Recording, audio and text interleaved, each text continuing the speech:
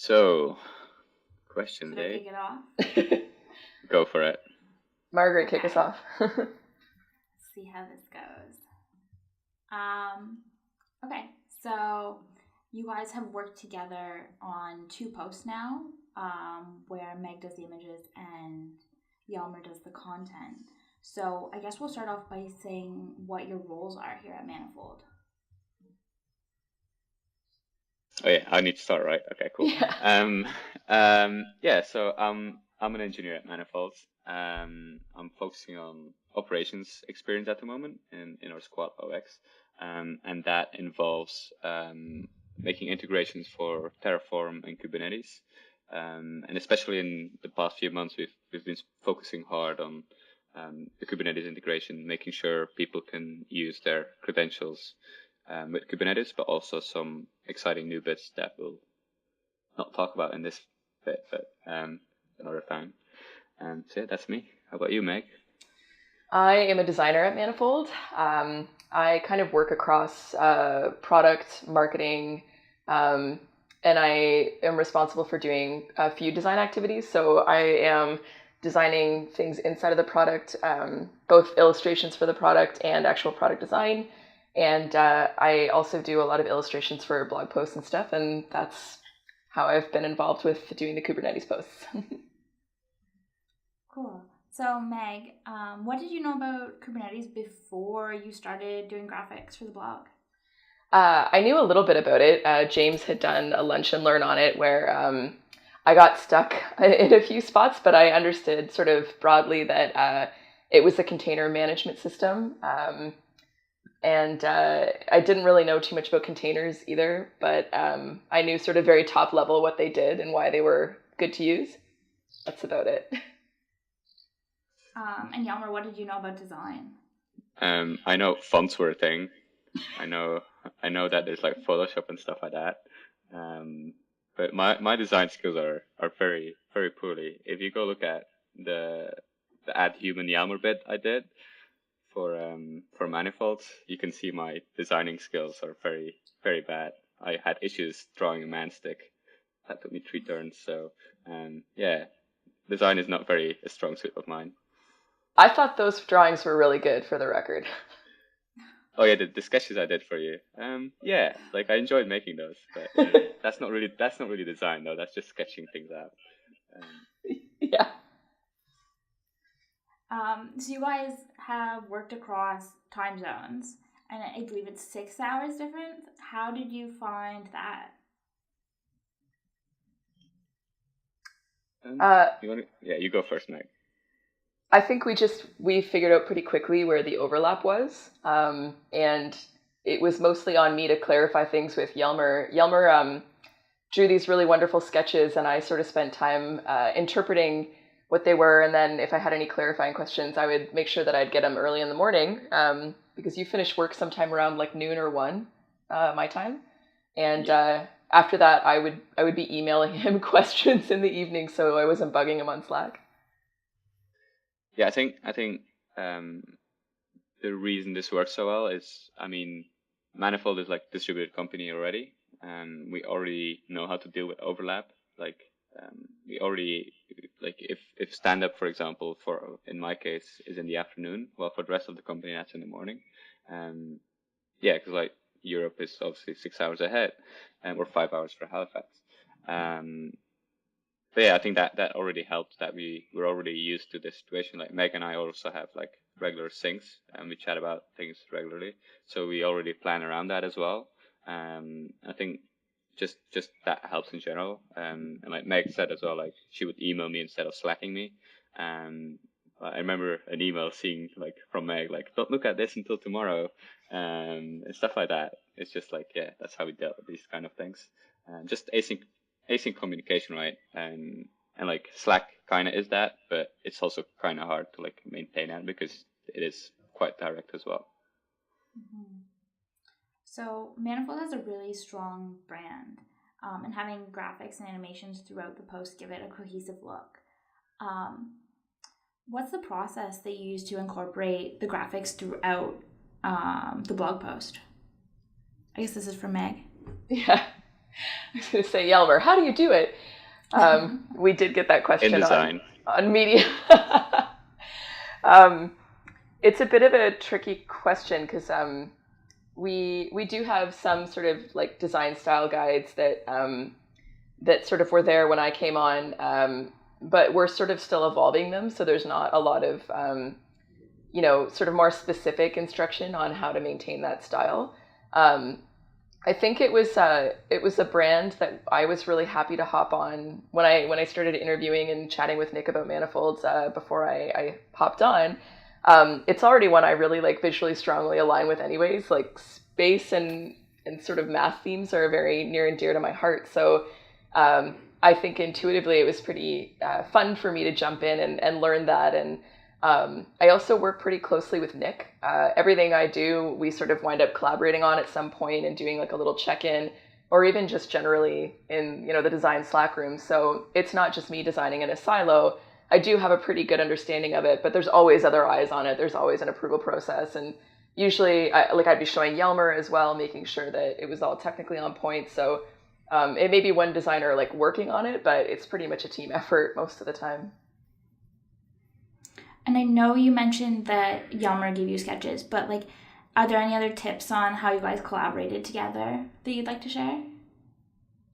Sorry. Can you repeat that? My internet just flaked a little bit. Sure. So like, I know you guys both mentioned that Jelmer gave you sketches, Meg, but are there any other things you did to collaborate on the diagrams? So you mentioned the emails and the sketches. I think there was like a little intermediary step on the sketches. So Jelmer did some upfront initial ones. And then there was like a little bit of back and forth where he would draw like a secondary graphic to clarify something or like zoom in on something. And luckily Jelmer had an iPad, so that was like pretty quick and digital and easy to do. I think occasionally like I would draw something back and send it to him. I'm definitely a visual person, so like knowing that sketches are really helpful for me is really useful. Jelmer, what about you? No, I was gonna pick up on that, like, because Meg mentioned early on that she like needs those kind of like, she's a visual learner and she needs those things. So for me, it was like very interesting, like, because I think it was the first one, right, where I actually like added a lot of text to like very rough sketches as well. But that wasn't super helpful, I think, in general. And then just like redrawing those things and actually going in more detail. On my Wacom, not my iPad. I wish I had an iPad. But yeah, like I think doing that helped both of us. And from my perspective, that's actually, yeah, that was good to like realize that as well. For the future as well, like for the second blog post, for example. That was pretty good. Yep, and I got to recognize Jelmer's handwriting by the end. Which is quite a feat because I can barely read my own handwriting, and if like Meg could read like things I wrote down, and that was like, okay, I can't read that anymore. So, but yeah. Cool. Meg, what did you use to create the graphics and animations? So I used sort of a mix of things. I created the static graphics in Illustrator first. It's a vector graphics program, so it means I can take different elements and scale them up without, sort of having any sort of pixelation like you would in Photoshop. And I would import them, and I technically used Animate. I tried to crack open After Effects, but it's such a complex program. I had experience using what Animate used to be, which was Flash. And it's pretty good for doing simple animations, and that's what we were working with. So I created the animations inside of Animate and exported them as GIFs, and it all worked out. Cool. That actually reminds me of something, because like you mentioned that you had experience with the previous thing before, and I think because you touched on it earlier as well, that you have experience with like the coding and stuff what you do in your free time as well. I think that helped a lot as well. It's just like you're already in that mindset of learning these things. Yeah. Side note. I didn't mention this before, but I am a chapter co-lead in Hamilton for Ladies Learning Code. So I have like half a brain for design and half like a math, science, code brain. So that really helps out. Yeah, because like you're already like putting your head in the same mindset, I guess. And yeah, I noticed that like for me, from like having to explain these kind of things, that definitely helped. Because like we could relate to other technical bits for that. That leads to the next question.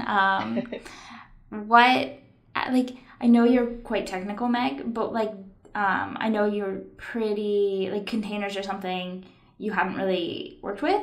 How did you find working with something that was foreign to you? Certainly a little terrifying at first. It was a bit of a challenge to look at this giant, like really intimidating long blog post and go, I'm about to work with like one of the senior engineers on like something really deeply technical that I have no clue about. Shit, where do I start, right? And we kind of wound up breaking it down. Jelmer sent me a bunch of really helpful sort of like beginner links. This really adorable cartoon sort of thing that was like Kubernetes for kids, which I was like so into.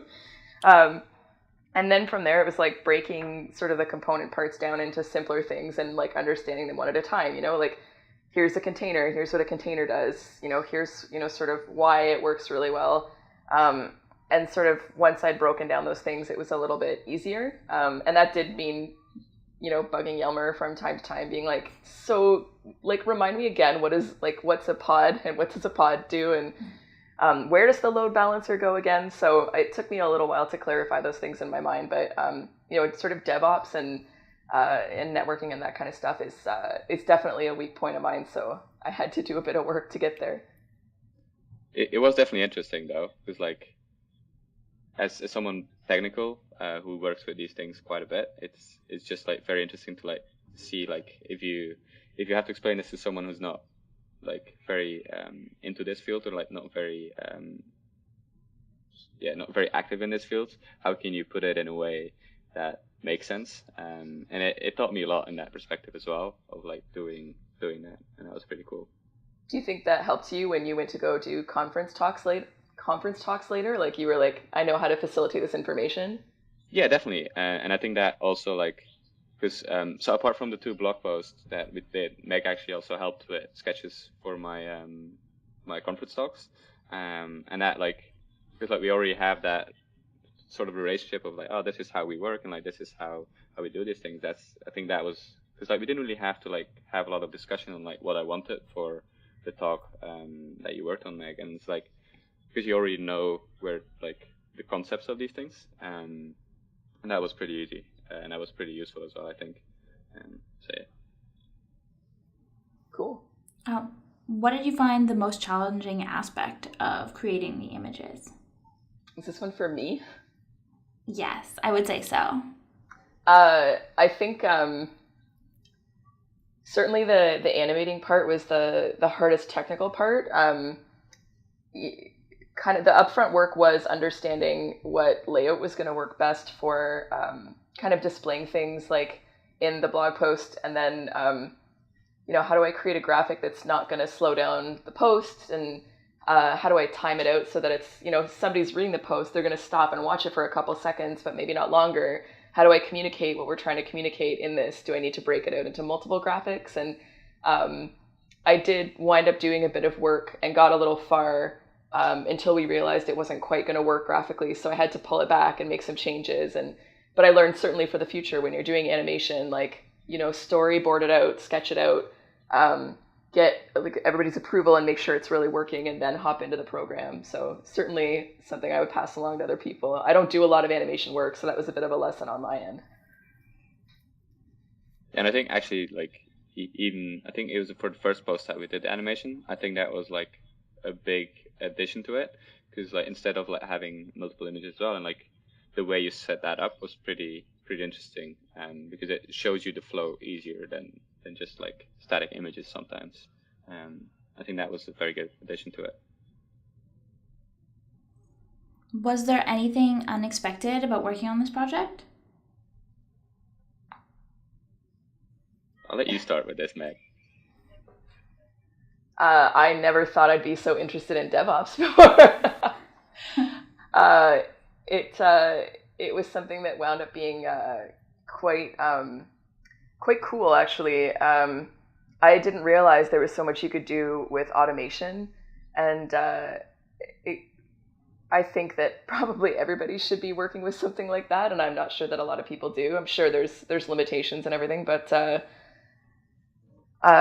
it's certainly something that like we repeat to learners in Canada Learning Code, is that even if you're not going to be actively working with the technology, learning about technology is really important because it makes you feel empowered if you don't feel scared by something. So I participate kind of locally in a few technical groups, and now when I sort of sit in those groups, I feel a little bit more like I know what people are talking about, and a little bit more like I sort of belong in a technological space, which is not something that I expected I would get out of this, but it kind of created that sense that like I'm getting more, and I would want to learn more too, even if I'm not going to be using it in my day-to-day job.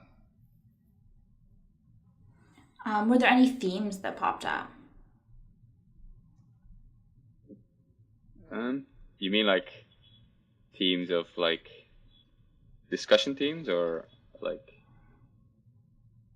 like I'd say like over the 2 blog posts, you guys probably like learned to work together better. Like, were there things about like design, like technical design specifically, that popped up that you thought were interesting?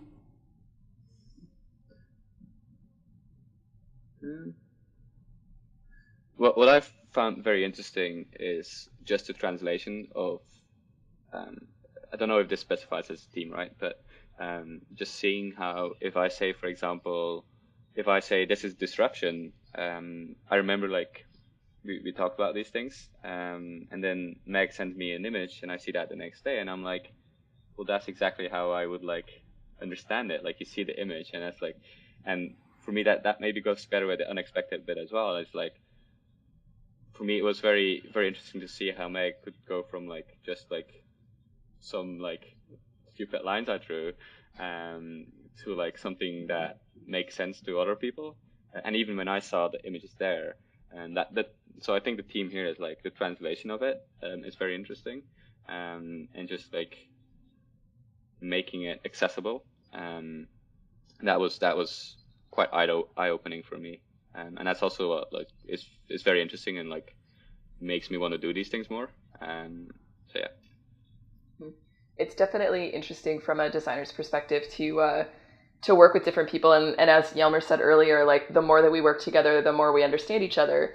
And when you start with someone new, you kind of have to like understand how they learn, understand how they give information to you, how they prefer to be communicated with, and like all of those things are really important to kind of come together to create that open working sort of relationship.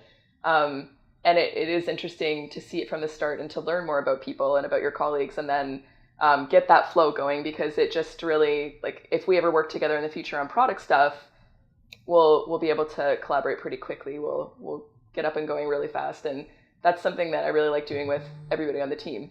Let's do some more. Yeah, I think that is actually a very interesting point as well. Like, I think the most interesting bit that, well, I feel anyway, that we got out of this is just getting, like, we got to know each other pretty well in this area as well.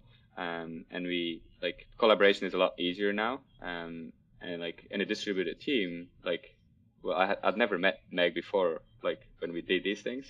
We actually worked on these things when we had an offsite.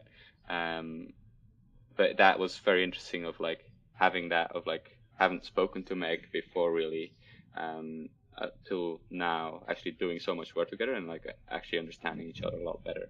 And I think that was like a very, very interesting thing that happened as well. Did working together, or did this project change your perspective on your work domain? So whoever wants to start. I'll go. It didn't change my view on the domain. It just made me realize that, especially like with my link to public speaking as well, it's like you have to like make sure that you can't assume that people know these things. And even if you think you made it more accessible, your assumption is wrong until you actually put it in front of someone who doesn't have the knowledge that you have.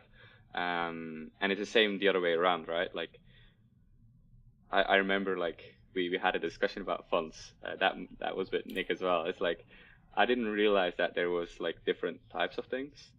But for designers, that's a very obvious, an obvious thing that there is. But for me, that's not the case. And I think that was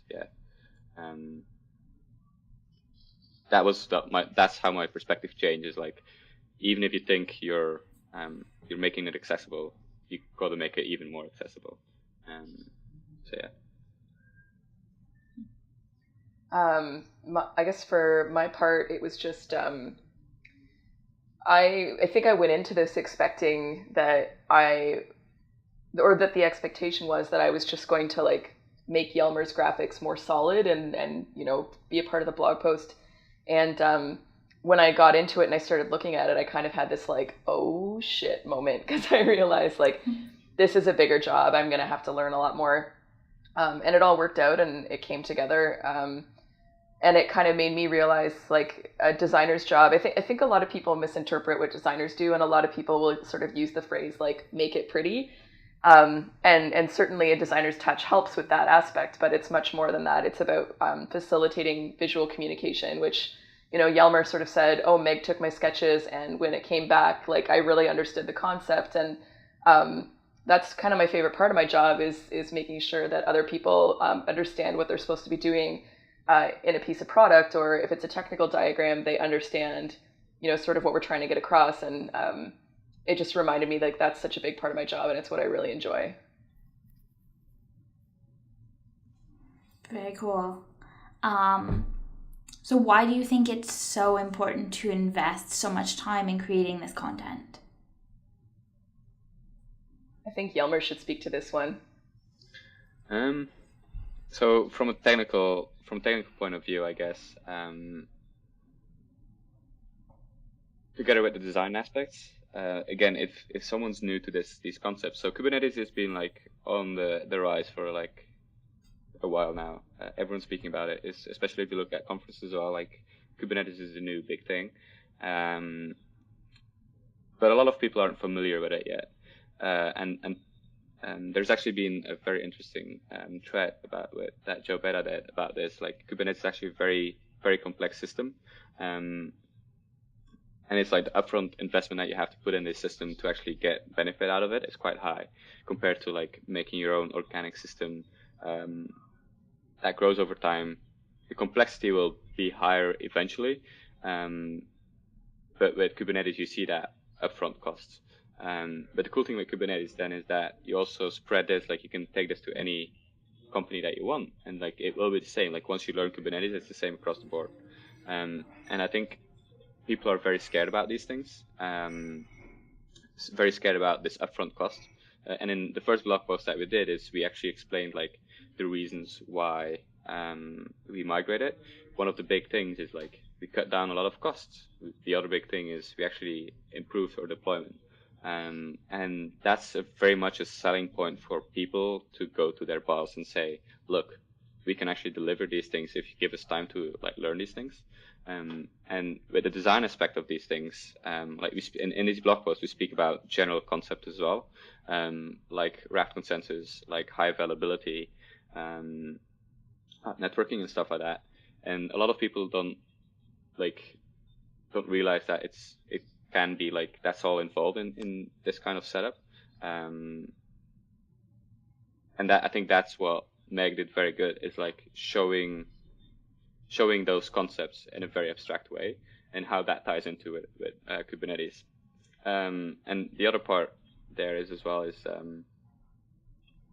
what I think we kind of explain in the blog post as well.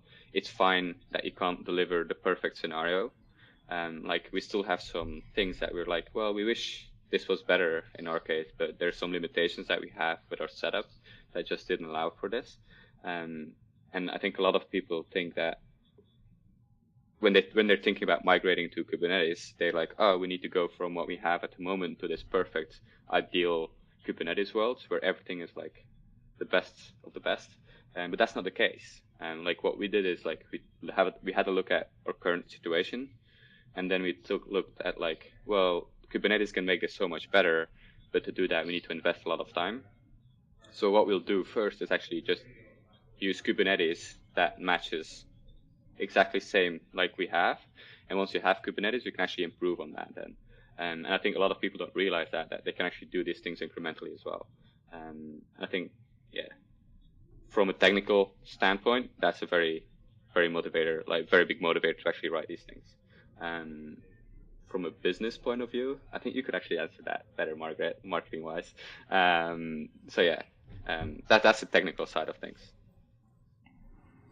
Yeah, so I guess I can talk to you why this type of content matters to us, and it's because it's the kind of content that developers actually want to read and spend time going through and understanding, and to spend so much time and being so careful and thoughtful in explaining it through words and through graphics, I think really adds to that and shows that we really do care. So I think Meg can talk a little bit more on to why the images are so important.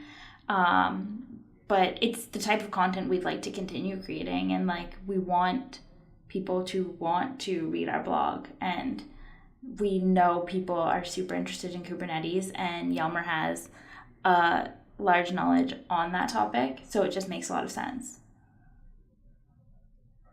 Yeah, and I think to speak further to what you said about sort of the design of it, I think when you're introducing kind of a foreign concept, or maybe one that's like a little intimidating to people or new, the images certainly help, sort of facilitate the delivery of that information. Jelmer said the animation provides a lot of context because you're actually seeing a failure and how Kubernetes handles that. And I think too, it's sort of an interesting opportunity for me, at least, because there are a lot of very technical people already out there making content, but perhaps their graphics are, might be improved by having a bit of a design eye looking at it.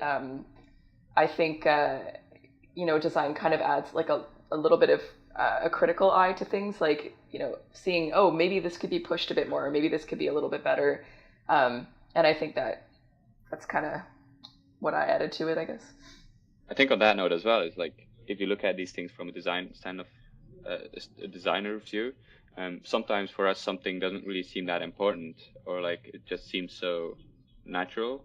But if someone like a designer looks at it, then who's not very like into Kubernetes, I can't really think of an example, but I'm pretty sure there were scenarios where you were like, oh, but how about this? And that actually turned out to be a very big part of the image. Where at first I was like, oh yeah, but that's very obvious, and I think that's a very important step. If you want to teach people about these things, because yeah, like again, not everyone has that knowledge. I think that's where the design really plays a big part in these things, to be very critical about these things. I remember what it was. It was kind of creating a consistent visual language across the diagrams to make sure that if you were using a certain color for a failure, it wasn't replicated later as something else. Or, if we're using a dotted line for a region, then, using a dotted line somewhere else might mean something different. And that helped clarify the concepts for me as well, making sure I understood the meaning of each piece. Yeah, I remember the network stuff now, or the region stuff. Yeah, exactly. So our last question is kind of an open question. So it's, if you want to share something interesting or something that you learned or something that you think you might want them to walk away from this with, what would that be? Mine is, don't be afraid to ask the designers their opinion. Because again, I think I started realizing that more when we did our talks, or like my talk that you worked on, Meg, is like, yeah, like that's what they're good at. Just ask them. If they don't have time or they can't help you, they'll tell you. But just do it, and it will make your blog post, your talk, your whatever it is you're working on, it will make it so much better. So yeah, go ask your design team, basically. Yeah, we don't bite. I don't know what the misconception is. The interesting thing for me was I think I had like a bit of a comfort zone with technology before, and I was very comfortable on the front end and not really kind of getting past that. And I would encourage people to push your comfort zone and try to learn something every once in a while that, you know, makes absolutely no sense, and get a better understanding of it, because the more of a learning mindset you have, the more likely you are to be able to pick up on new things. And I would say also another interesting thing that we do in the company that really helps with this, like Jelmer had said when we started working together, we didn't really know each other. You know, Jelmer lives in Belgium, I live in Hamilton. We started doing kind of, you know, more random one-on-ones through our remotes channel in Slack, just to chat with other people. The friendship bot that we have in Slack really helps, because you just wind up talking to somebody random who lives in a completely different place from you, who has a completely different experience and works on an entirely different part of the product maybe. And I found whenever I do like a one-on-one with like Tim or Louise, who are situated pretty firmly in the CLI, I always learn something new too. So I think for people who have to collaborate so closely, it's really important to also just make sure that you're not only like learning new things, but meeting new people constantly and trying to talk to them and get their perspective.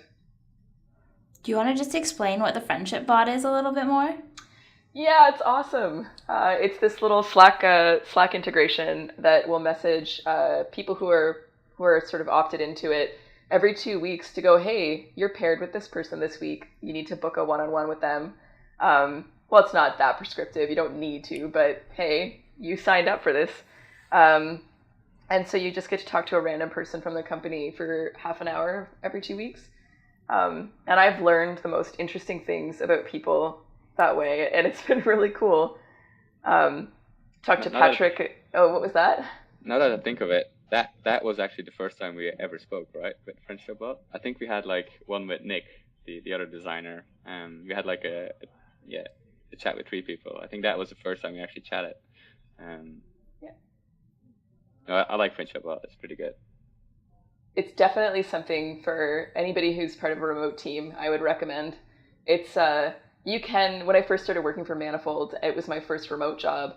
I am an introverted worker, but I'm also social. Like I like talking to other people.